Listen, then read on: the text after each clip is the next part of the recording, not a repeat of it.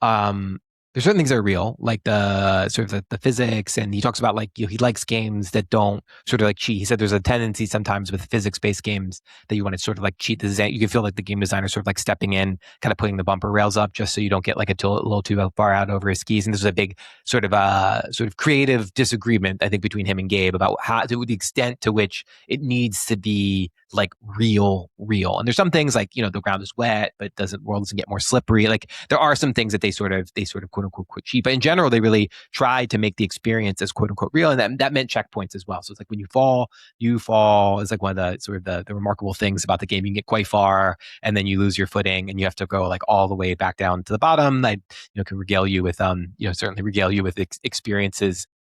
Certainly for streamers, it's just like someone gets somewhere and they fall off the mountain, they slide like all the way to the bottom. Tell me a little bit about your thinking in terms of like the extent to which something needs to be real in order to be like believable in that way, like in a game system. Yeah, I think there's like a kind of rhetorical impact for that, like that use of the word real, right? Like obviously this is all like a kind of like simulated environment, and I think like from the very beginning when you crawl out of the pond like some kind of amoeba, you have to like figure out how the legs work, and like you're putting in a lot of labor, I think, as a player for a game like this to try to figure out what are the laws of physics, how do I move my body around, how do I interact with the world around me. And so I think that there's something rewarding that the game does if it keeps those laws really consistent. So like you're having a hard time just like taking a step, and so like I could imagine if like you're really struggling to take steps and you run into like, heaven forbid, an invisible wall, or like a bit of the terrain that's maybe like mapped inaccurately. I think that would throw the kind of trust you have in the work you've been putting in, like the real knowledge you've built around this world, it would throw it into doubt. And so I see that there's something really useful there.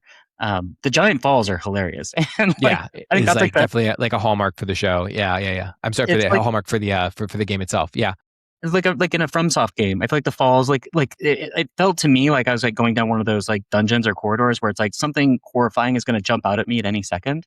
And I feel like that was how I felt about the falls. And so like even when I got confident with walking, I was so stressed that like, especially when you get close to an edge, like it just like it accelerates my like endorphins, like you're in this kind of like stressful situation. And I think if you didn't have like a real consequence, like knowing like, okay, if I miss one step, I'm going to lose the last like hour of progress I've made. I think that like it produces that emotion that I think would be really hard to get at if you had checkpoints or these other things that broke that world. Yeah, it's a little paternalistic, I guess. That's one way to think about it. It's like you will learn to love this. So that's perfect. Anyway, well, you can read the whole interview with Bennett, and members can listen to the whole conversation. All right, moving on. We got a couple quick hit things just before we close out for today. The first is Gareth Martin, who was a writer for Killscreen many moons ago, has since turned to become a game designer, revealed Signet City. It's a first-person, quote-unquote, fungal punk RPG.